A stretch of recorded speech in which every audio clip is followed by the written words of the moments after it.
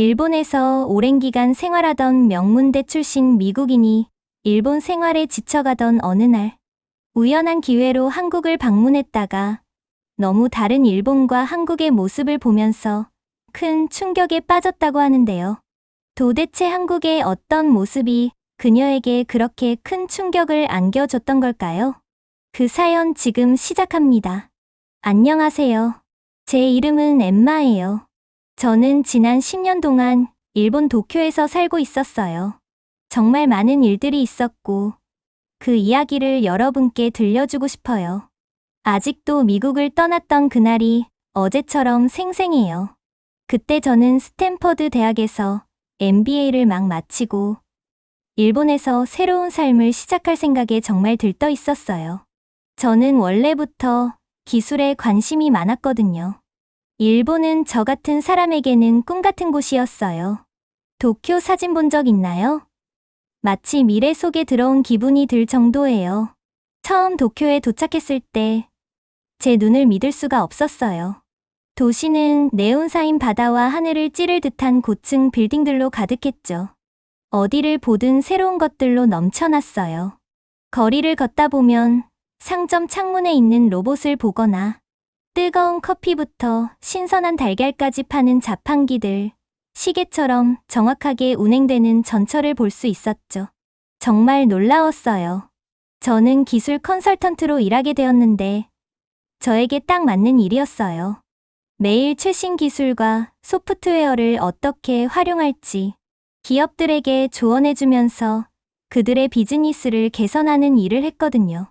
도전적인 일이었지만 저는 그 일을 정말 사랑했어요. 마치 미래의 중심에 서 있는 기분이었고 그 미래를 만들어가는 것 같았거든요. 처음 몇 년 동안은 모든 게 좋았어요.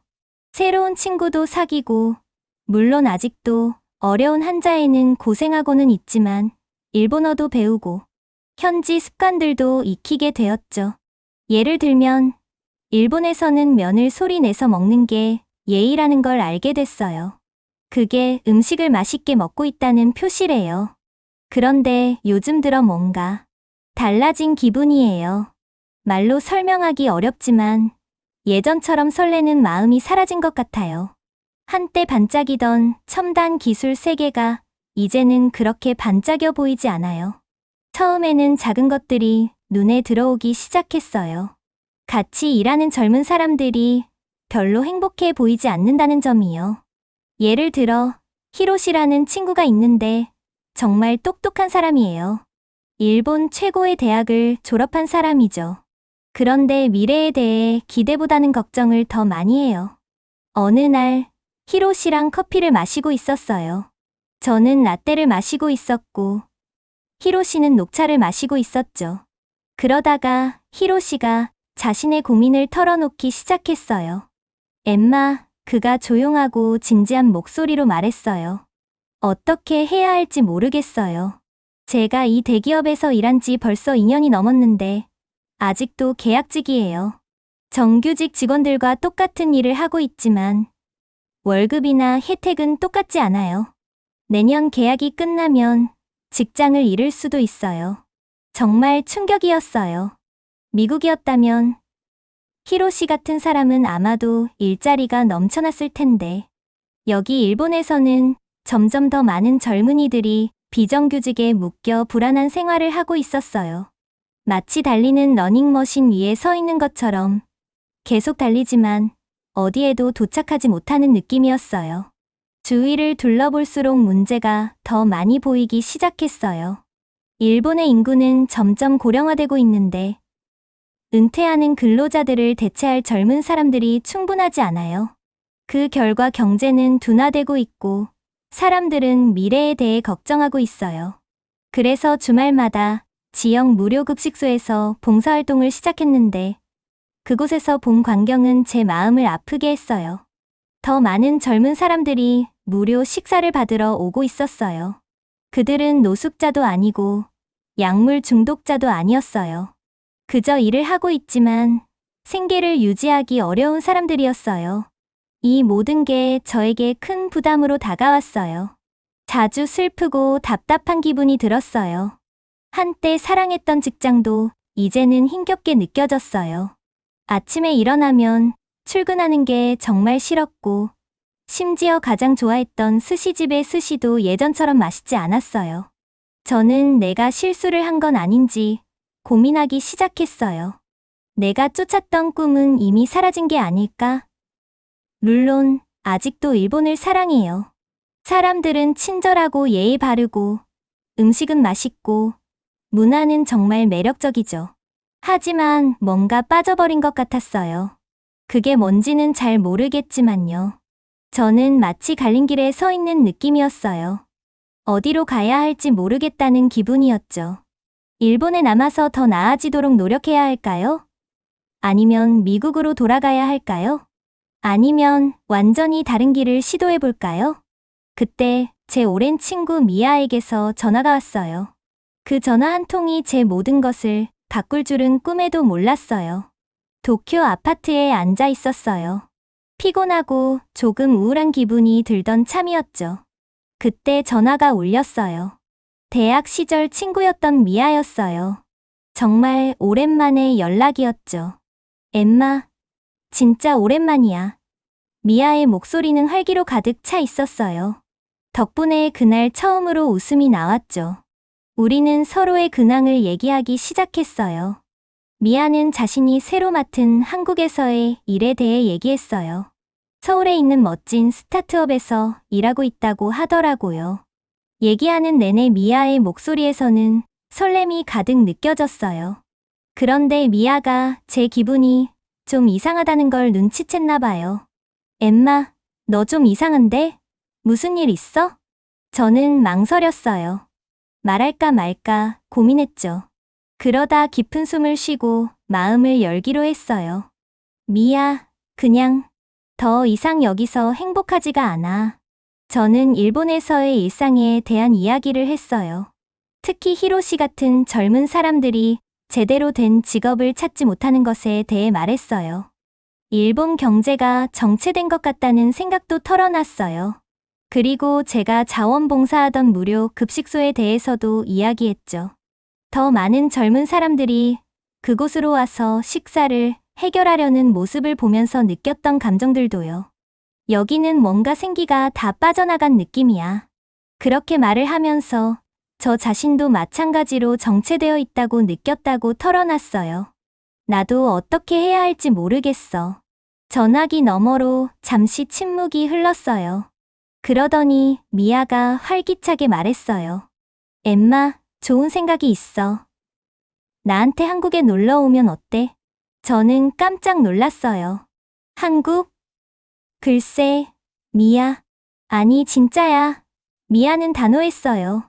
일본에서 잠시 벗어나서 쉬어야 할 것 같아. 한국은 내가 말하는 그런 분위기랑 완전 달라. 여긴 정말 활기가 넘쳐. 미아가 서울에서의 생활을 묘사하는 걸 들으면서 저는 점점 더 흥미가 생겼어요. 그녀는 바쁜 거리와 맛있는 음식, 그리고 친절한 사람들에 대해 얘기했어요. 하지만 제 관심을 사로잡은 건 기술 산업에 대한 얘기였어요.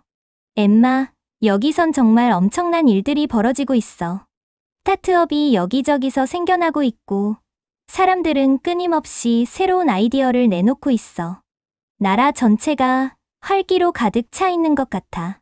솔직히 좀 흥미롭긴 했어요. K-팝이나 한국 드라마 같은 걸로 한국에 대해 조금은 알고 있었지만 실제로 가볼 생각은 해본 적이 없었거든요. 잘 모르겠어, 미아. 저는 말했어요. 너무 큰 결정 같아. 한 달만 와봐. 미아가 제안했어요. 나랑 같이 지내면 돼. 그냥 휴가라고 생각해. 혹시 알아? 나처럼 한국을 좋아하게 될지도 몰라. 저는 아파트를 둘러봤어요. 모든 게 너무 익숙했지만 동시에 너무 지루하게 느껴졌어요. 어쩌면 미아 말이 맞을지도 몰라요. 변화가 필요할지도 모르겠다는 생각이 들었어요. 그래, 저는 천천히 말했어요. 한 달만 가볼게. 하지만 그 후에는 약속 못해. 미아는 너무 신나서 환호성을 질렀어요. 저는 깜짝 놀라 전화기를 멀리 떼야 했죠. 후회 안 할 거야. 엠마. 내가 장담해. 전화를 끊고 난 후 한동안 생각에 잠겼어요. 한편으로는 설레는 마음이 들었어요. 새로운 나라, 새로운 경험. 어쩌면 내가 필요로 했던 게 바로 이거일지도 몰라요. 하지만 또 한편으로는 불안했어요. 만약 한국이 마음에 들지 않으면 어떡하지?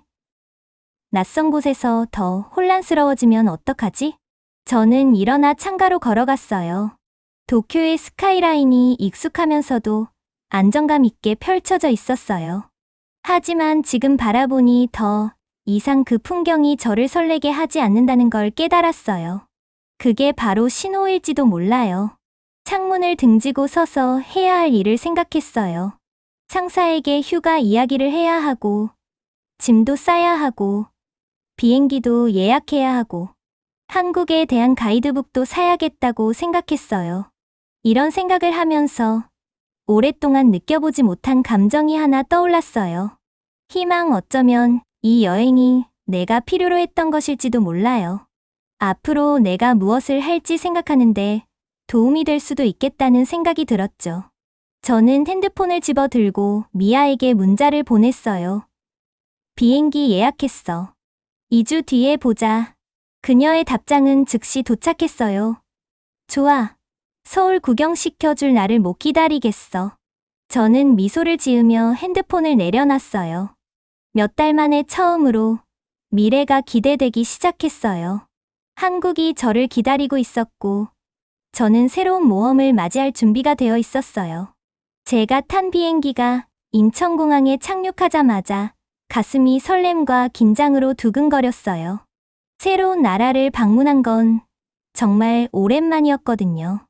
깊게 숨을 들이쉬며 이번 여행은 한 달짜리 짧은 여행일 뿐이라고 스스로를 다독였어요.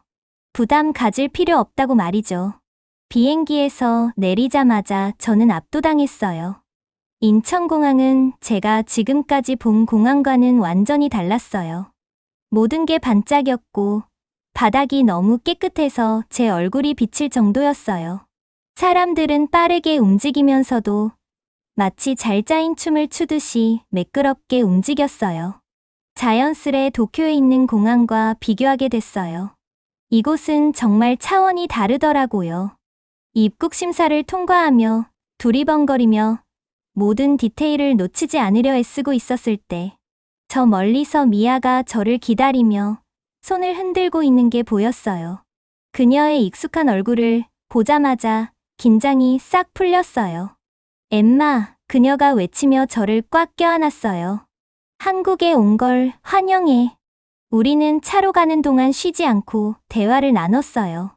미아의 에너지는 전염성이 있어서 저도 점점 이번 모험이 더 기대되기 시작했어요. 서울로 가는 길은 그야말로 눈이 번쩍 뜨이는 경험이었어요. 도시가 엄청나게 크더라고요. 끝이 보이지 않을 정도로 광활했어요. 하늘을 찌를 듯한 고층 빌딩들이 구름을 향해 솟아 있었고 그 유리 표면에는 저녁 노을이 반사되고 있었어요. 정말 아름다웠지만 도쿄와는 완전히 다른 느낌이었어요. 이 도시는 절대 잠들지 않아. 미아가 복잡한 도로를 지나며 말했어요. 여기서는 사람들이 항상 움직이고 있어. 우리나라엔 빨리빨리 하는 말이 있는데 그게 바로 한국의 삶을 나타내는 말이야. 빨리빨리, 빠른 속도로 앞으로 나아가는 거지. 정말 그런 것 같았어요. 거리는 사람들로 가득했고 모두가 목적이 있는 것처럼 움직이고 있었어요. 공기 중엔 어떤 활기찬 에너지가 넘쳐났고 그걸 온몸으로 느낄 수 있었어요. 흥미롭기도 하고 한편으론 약간 압도되기도 했어요. 다음 며칠 동안 미아는 저를 서울 곳곳으로 데려갔어요. 우리는 멋진 가게와 스타일리시한 사람들이 가득한 강남을 둘러봤고 한낮에만도 여러 언어를 들을 수 있었던 이태원도 탐방했어요. 그리고 길을 잃을 정도로 복잡한 홍대의 골목길을 돌아다녔어요. 그곳에는 독특한 카페들과 거리, 공연가들이 넘쳐났어요. 가장 인상 깊었던 건 이곳에서 옛것과 새 것이 너무나 자연스럽게 공존하고 있다는 점이었어요. 한순간에는 몇백 년 된 궁궐 옆을 지나고 있다가 바로 다음 순간에는 첨단 기술 스타트업을 발견할 수 있었어요. 기술 얘기가 나와서 말인데 한국의 연결성에 정말 깜짝 놀랐어요. 어디서든 무료 와이파이를 사용할 수 있었고 그 속도가 정말 빠르더라고요. 사람들은 휴대폰을 이용해 커피값을 지불하고 다음 버스가 언제 오는지도 체크하고 있었어요. 미아는 저를 몇몇 코워킹 스페이스와 기술 허브로 데려갔어요. 그곳의 에너지는 정말 대단했어요. 젊은 기업가들이 컴퓨터 주변에 모여 최신 아이디어에 대해 열정적으로 이야기하고 있었죠. 일부는 밤늦게까지 커피와 세상을 바꿀 꿈을 에너지원 삼아 일하고 있었어요. 하지만 일만 하고 노는 건 아니었어요. 어느 날 밤, 미아는 저를 한국식 바비큐 식당으로 데려갔어요. 그곳은 사람들로 가득 차 있었고 친구들, 가족, 동료들끼리 모여 웃음소리와 고기 굽는 냄새가 가득했어요. 테이블에서 사람들이 직접 고기를 굽는 모습을 보고 저는 놀라웠어요. 모두가 각자의 역할이 있더라고요. 한 사람은 고기를 굽고 다른 사람은 술을 따르고 또 다른 사람은 소스를 만들고 있었어요. 잘 돌아가는 기계처럼 보이지만 훨씬 더 즐겁게 느껴졌어요. 이게 내가 한국에서 가장 좋아하는 거야. 미아가 방 안을 가리키며 말했어요. 사람들이 정말 열심히 일하거든. 정말 열심히. 그런데 동시에 함께 모여서 인생을 즐기는 것도 잘해. 균형이 중요해.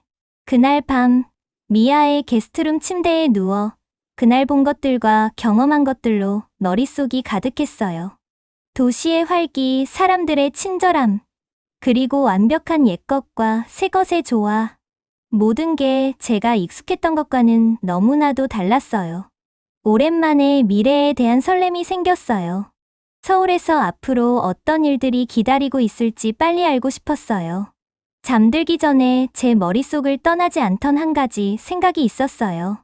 한 달이 너무 짧을 수도 있겠는데 서울에 온 지 몇 주가 지나면서 저는 기술이 도처에 퍼져 있다는 걸 느꼈어요. 반짝이는 기기들이나 건물들에 걸린 화려한 스크린만이 아니라 이곳 사람들의 일상생활 속 깊숙이 기술이 자리 잡고 있더라고요. 어느 날 미아가 저를 판교 테크노밸리라는 곳으로 데려갔어요. 한국의 실리콘밸리 같은 곳이었죠. 그곳을 걷다 보니 기술 회사들이 가득한 빌딩들이 끝도 없이 늘어서 있었어요. 삼성이나 LG 같은 큰 기업들도 있었지만 제가 들어보지 못한 작은 회사들도 많이 보였어요. 여기가 바로 마법이 이뤄져는 곳이야. 미아가 웃으며 말했어요. 저 작은 회사들, 세상을 바꿀 만한 것들을 만들고 있는 거야. 저는 궁금해서 미아에게 더 물어봤어요. 미아는 한국 정부가 기술 회사들이 성장할 수 있도록 많은 지원을 해주고 있다고 설명해줬어요. 그들에게 특별한 건물을 제공해주고 투자자들을 찾는 것도 도와주고 새롭게 창업하는 회사들이 쉽게 시작할 수 있도록 법도 바꿔줬대요. 근데 왜 정부가 이렇게까지 하는 거야? 제가 물었어요. 미아의 대답은 놀라웠어요. 정부는 기술이 미래라는 걸 알아. 한국은 석유나 금 같은 천연자원이 많지 않아. 하지만 똑똑하고 성실한 사람들이 있잖아. 정부는 이 사람들과 그들의 아이디어를 지원하면 한국이 기술 분야에서 선두주자가 될 수 있다고 믿는 거야. 그곳을 걷다 보니 카페에서 젊은 사람들이 노트북에 몰두해서 타자를 치는 모습이 자주 보였어요. 피곤해 보이긴 했지만 그들의 눈은 반짝이고 있었죠. 미아는 그들이 아마도 스타트업 창업자들일 거라고 말해줬어요. 한국에서는 이런 말이 있어. 하루에 3시간 자면 성공하고 5시간 자면 실패한다고 미아가 말했어요. 물론 문자 그대로 받아들일 필요는 없지만 사람들이 꿈을 이루기 위해 얼마나 열심히 일하는지를 보여주는 말이야. 저는 그들의 헌신에 감명받았지만 걱정도 되었어요. 그건 건강에 안 좋지 않아? 제가 물었어요. 미아는 고개를 끄덕였어요. 그럴 수도 있지. 근데 요즘은 점점 사람들이 균형도 중요하다는 걸 깨닫고 있어. 며칠 후, 저는 이런 열심히 일하는 창업자들을 몇 명 만나봤어요. 그중 한 명은 윤지수 씨였는데, 인공지능을 사용해 사람들이 언어를 배울 수 있게 도와주는 회사를 시작했대요. 내가 영어 배우는데 힘들어했을 때 이 아이디어가 떠올랐어. 지수 씨가 말했어요.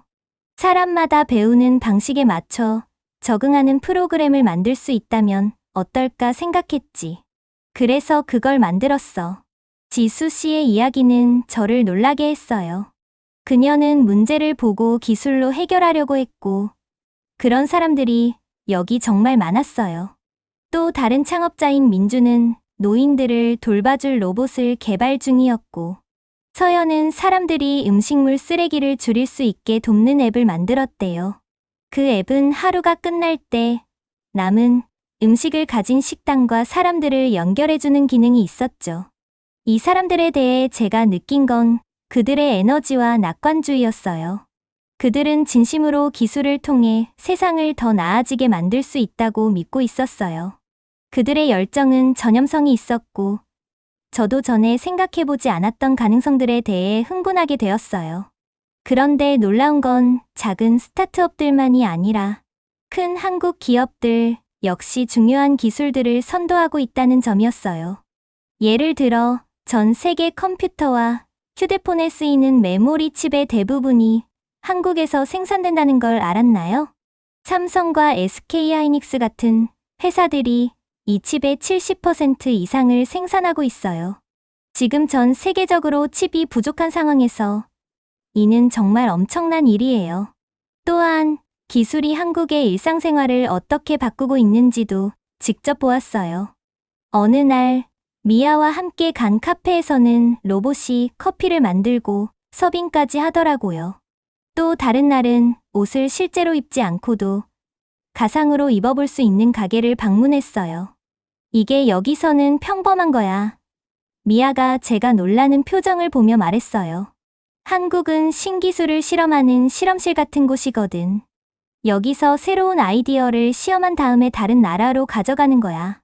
날이 갈수록 저는 한국의 기술씬에 점점 더 흥미가 생겼어요. 정말 많은 일들이 벌어지고 있고 매일매일 새로운 아이디어들이 탄생하고 있었어요. 그걸 보면서 제 커리어와 앞으로 내가 하고 싶은 일들에 대해 깊이 생각하게 되었어요. 어느 날 밤, 미아와 함께 한국식 바비큐를 먹으면서 저는 그녀에게 말했어요. 나도 이곳의 일원이 되고 싶어. 한국에서 기술 관련 일을 하고 싶어. 미아는 활짝 웃었어요. 그럴 줄 알았어. 그녀가 말했어요. 미래에 온 걸 환영해, 엠마. 미래가 바로 여기 서울에서 벌어지고 있잖아. 우리는 잔을 부딪혔고 저는 가슴이 두근거렸어요. 미래가 어떻게 펼쳐질지는 모르겠지만 그게 하나의 모험이 될 거라는 건 확실했죠. 그리고 저는 그 모험을 시작할 준비가 됐어요. 서울에서 한 달 정도 머물다 보니 이제 떠나야 할 때가 다가오고 있었어요. 그런데 떠나고 싶지가 않더라고요. 서울의 활기찬 에너지, 사람들, 그리고 이곳에서 벌어지는 모든 흥미로운 일들에 완전히 빠져버린 거죠. 그래서 저는 큰 결정을 내렸어요. 더 머물기로 한 거예요. 서울에서 지내면서 만난 사람들에게 연락을 돌렸고, 멋진 AI 스타트업에서 프리랜서 컨설턴트로 일할 기회를 얻게 되었어요. 프로젝트는 정말 흥미로웠고 도전적이었어요. 제 능력을 발휘할 수 있는 완벽한 기회였고, 동시에 주변에서 이뤄져는 혁신적인 일들로부터 많은 것을 배울 수 있는 자리였어요. 제가 서울에 더 머물기로 했다고 미아에게 말했을 때 그녀는 너무 기뻐서 펄쩍 뛰었어요. 내가 여기 좋아할 줄 알았어. 그녀는 소리치며 저를 꽉 껴안았어요. 우리 정말 재밌는 시간 보낼 거야. 그 후 몇 주는 정말 정신없이 지나갔어요. 아파트를 구해야 했고, 은행 계좌를 만들고, 서울에서의 일상생활에 적응하는 방법도 알아야 했죠. 모든 게 항상 쉬운 건 아니었지만, 미아가 항상 옆에서 도와줬어요. 아파트를 구하는 게 첫 번째 큰 도전이었어요. 서울은 정말 큰 도시인데 각 동네마다 개성이 다 달랐거든요. 미아와 저는 주말 내내 여러 동네를 돌아다녔어요. 홍대의 트렌디한 거리, 멋진 카페와 거리 예술을 구경했고 강남의 고급 상점들도 둘러봤어요. 맞아요. 그 노래처럼요. 심지어는 전통적인 한옥이 있는 북촌 한옥마을도 방문했어요. 그곳의 아름다운 한옥들이 정말 인상적이었죠. 결국 저는 이태원에 있는 작은 원룸 아파트에 반하게 되었어요. 그 동네는 외국인들이 많아서 더 집 같은 느낌이 들었거든요. 게다가 맛있는 음식점들과 카페들이 가까이에 있어서 좋았어요. 아파트는 도쿄에서 지내던 곳에 비하면 작았지만 아늑하고 딱 저에게 맞는 느낌이었어요. 서울에서의 새로운 삶을 꾸려나가는 건 기복이 있었어요. 은행에 가서 계좌를 개설하려고 서 있었던 날이 기억나네요. 모든 서류가 한국어로 되어 있어서 완전히 멘붕이 왔었어요. 은행 직원들은 정말 친절했지만 그래도 많은 혼란이 있었죠. 그런데도 우리는 어떻게든 해냈어요. 서툰 영어와 형편없는 제 한국어, 그리고 제스처와 웃음이 섞인 덕분에요. 음식도 또 하나의 모험이었어요. 한국 음식은 정말 놀라웠지만 제가 익숙한 음식과는 많이 달랐어요. 처음으로 매운 한국식 치킨을 먹었을 때는 물을 찾느라 정신이 없었죠. 그 모습을 보고 미아는 한참을 웃었어요. 그래도 금세 비빔밥이나 삼겹살 같은 음식에 푹 빠졌어요. 비빔밥은 채소와 고기가 올라간 밥이고 삼겹살은 상추에 싸서 먹는 구운 돼지고기예요. 서울에서 살면서 가장 좋았던 점 중 하나는 이동이 얼마나 쉬운지였어요. 지하철 시스템은 정말 대단했어요. 깨끗하고 효율적이고 어디든 갈 수 있었죠. 저는 티머니 카드 선불 교통카드 같은 거예요를 이용해서 지하철 버스, 심지어는 편의점에서 물건까지 살 수 있다는 게 너무 편리했어요. AI 스타트업에서의 일은 흥미롭고 도전적이었어요. 동료들은 똑똑하고 열정적이었으며 자기 일에 정말 최선을 다했어요. 우리는 자주 밤늦게까지 일했어요. 치킨과 맥주 한국에서 치맥이라고 불리는 인기 있는 조합 배달로 버티면서요. 하지만 비록 일이 많았어도 언제나 동료들과의 유대감과 공동 목표 의식이 있었어요. 한국의 직장 문화는 익숙해지기까지 시간이 좀 걸렸어요. 한국에서는 상하 관계가 정말 중요하거든요. 선배들에게 인사하는 방법부터 회식 자리에서 술을 따라주는 법, 그리고 명함을 건네는 법 항상 두 손으로까지 모두 배워야 했어요. 그렇다고 일만 한 건 아니었어요. 미아는 제가 서울에서 즐거운 시간을 보내도록 신경 써줬어요. 우리는 노래방에 가서 목이 터져라 K-팝 노래를 불렀고 찜질방에 가서 뜨거운 탕에서 몸을 담그고 박박 문질러지는 경험도 했어요. 또 서울 곳곳에 있는 아름다운 궁궐과 사찰을 둘러보면서 서울이 어떻게 전통과 현대를 자연스럽게 어우르고 있는지 감탄했어요. 시간이 흐를수록 저는 점점 더 서울이 집처럼 느껴졌어요. 물론 가끔은 문화 충격이나 향수병에 시달리기도 했죠. 하지만 매일 새로운 경험과 새로운 친구들, 그리고 이 활기찬 도시에 더 반할 이유들을 찾아가고 있었어요. 어느 날 저녁, 미아와 함께 제 아파트 건물 옥상에 앉아서 해가 지는 서울의 스카이라인을 바라보고 있었어요. 그때 저에게 평온함이 스며드는 걸 느꼈어요. 있잖아. 제가 미아에게 말했어요. 여기 남기로 한 결정 잘한 것 같아. 미아가 미소 지으며 소주 잔을 저와 부딪혔어요. 서울에 온 걸 환영해, 엠마. 그녀가 말했어요. 그 순간 서울이 진짜 제 새로운 집이 되었음을 깨달았어요. 내가 서울에 남기로 결정한 지 벌써 6개월이 지났어요. 와, 정말 굉장한 시간이었어요. 매일매일이 새로운 도전과 흥분의 연속이었죠. 이렇게 빨리 한 도시를 사랑하게 될 줄은 몰랐는데 여기서 매일이 정말 행복해요. 제 새로운 삶을 좀 얘기해 볼게요. 저는 홍대에 있는 작지만 아늑한 아파트에서 매일 아침을 맞이해요. 홍대는 학생들, 예술가들, 그리고 젊은 직장인들로 가득한 활기찬 동네예요. 아침 일찍부터도 거리는 항상 에너지가 넘쳐요. 저는 작은 발코니에서 커피 한 잔을 마시면서 이 도시가 깨어저는 모습을 보는 걸 정말 좋아해요. 제가 다니는 AI 스타트업에서의 일은 도전적이지만 그만큼 보람도 커요. 제가 함께 일하는 팀은 정말 훌륭해요. 그들은 똑똑하고 열정적이며 항상 가능한 것에 경계를 넓히려 노력해요. 저희는 텍스트 속의 감정을 이해하고 반응할 수 있는 AI를 개발하는 프로젝트를 진행 중이에요. 정말 최첨단 기술이에요. 매일매일 새로운 것을 배우는 느낌이죠. 서울에서 살면서 가장 좋은 점 중 하나는 교통이 정말 편리하다는 거예요. 지하철 시스템은 정말 깨끗하고 효율적이며 어디든지 갈 수 있어요. 저는 이미 많은 동네를 탐험했어요. 각각의 동네마다 고유한 매력이 있죠. 강남의 트렌디한 상점들에서부터 종로의 역사적인 궁궐들까지 항상 새로운 무언가를 발견하게 돼요.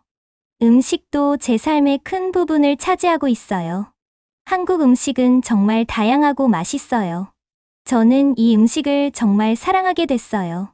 아파트 근처에 있는 작은 가족 운영 식당의 단골이 되었어요. 그곳을 운영하는 아주머니는 저를 특별히 챙겨주셔서 저에게 항상 김치와 불고기를 더 많이 주시려고 해요. 아마도 제가 잘 먹지 않는다고 걱정하시는 것 같아요. 음식 얘기가 나와서 말인데 한국의 편의점들은 정말 다른 수준이에요. 거의 모든 모퉁이에 있고 24시간 운영해요. 빠르게 먹을 수 있는 음식부터 생활용품까지 뭐든 다 팔아요. 얼마나 많은 밤을 그 아래층 편의점에서 산 김밥과 즉석 라면으로 프로젝트를 하며 보냈는지 셀 수도 없어요. 한국어 배우는 건 재밌기도 하고 힘들기도 해요.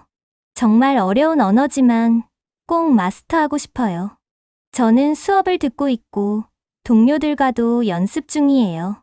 그들이 제가 단어를 헷갈려 할 때마다 너무 웃기다고 생각하더라고요. 하지만 그들은 항상 인내심을 가지고 도와줘요. 며칠 전에는 제가 팀원들에게 흥분된다는 말을 하려고 했는데 실수로 제가 물고기라고 말해버렸어요. 우리 모두 크게 웃었죠. 이곳에서 살면서 저를 정말 놀라게 한 것 중 하나는 바로 근무 문화예요. 한국 사람들은 정말 늦게까지 일하고 열심히 해요. 하지만 일만 하는 건 아니에요. 일 끝나고 동료들과 함께하는 회식도 한국 문화의 큰 부분이에요. 처음에는 회식이 좀 부담스러웠는데 지금은 오히려 기다려져요. 일 외에서 동료들을 알게 되는 좋은 기회거든요. 여기 기술업계는 계속해서 저를 놀라게 하고 있어요. 서울은 마치 살아 숨쉬는 스마트 도시 같아요. 모든 것이 연결되어 있고 첨단 기술로 가득 차 있어요. 음식 주문, 택시 호출, 심지어 결제까지 휴대폰 하나로 다 해결할 수 있어요. 그리고 인터넷 속도는 말도 못하게 빠르죠. 어디를 가든지 빛처럼 빠르게 인터넷을 사용할 수 있어요. 물론 모든 게 항상 순조롭지만은 않았어요. 가끔은 집이 그립기도 하고 문화 충격을 받기도 해요. 특히 공식 서류를 처리하거나 병원에서 의료 서비스를 받으려고 할 때 언어 장벽이 제일 답답해요. 그리고 여기 일하는 속도도 굉장히 빠르더라고요. 미아가 말했던 빨리빨리 문화는 정말 현실이에요. 하지만 제가 감당하기 힘들 때마다 이곳이 왜 좋은지 상기시켜 주는 일이 생겨요. 지난주에 새 카페를 찾으려고 길을 헤매다가 어떤 친절한 할아버지가 제가 혼란스러워하는 걸 보고 영어도 못하시는데 굳이 저를 그 카페까지 데려다 주셨어요. 그런 순간들이 저를 집처럼 느끼게 해줘요. 지금 이 글을 쓰면서도 창문 밖에서 들려오는 도시의 소리를 듣고 있어요. 사람들의 이야기 소리, 자동차 경적 소리, 가까운 가게에서 흘러나오는 희미한 K-pop 멜로디.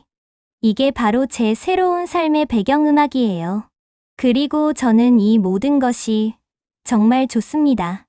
미래에 어떤 일이 일어날지는 모르지만 지금 이 순간 저는 제가 있어야 할 곳에 있는 것 같아요. 서울은 그 활기와 혁신, 그리고 사람들로 제 마음을 사로잡았어요. 매일이 새로운 도전과 모험으로 가득 차 있어요. 그리고 있잖아요. 내일이 기대가 돼요. 이 도시는 저에게 이미 많은 것을 가르쳐 줬어요. 기술에 대해, 문화에 대해, 그리고 제 자신에 대해 더 많이 알게 됐어요. 저는 더 유연해졌고, 새로운 경험에 더 열려있게 되었으며, 더 많은 도전을 받아들일 준비가 되었어요. 일에 대한 열정을 다시 찾았고, 삶에 대한 새로운 열정을 발견했어요. 그래서 저는 새로운 시작을 기념하며, 기회를 잡고 앞으로 다가올 모험들을 기대합니다. 서울, 너는 정말 놀라움으로 가득하고 앞으로도 더 멋진 일이 기다리고 있을 것 같아.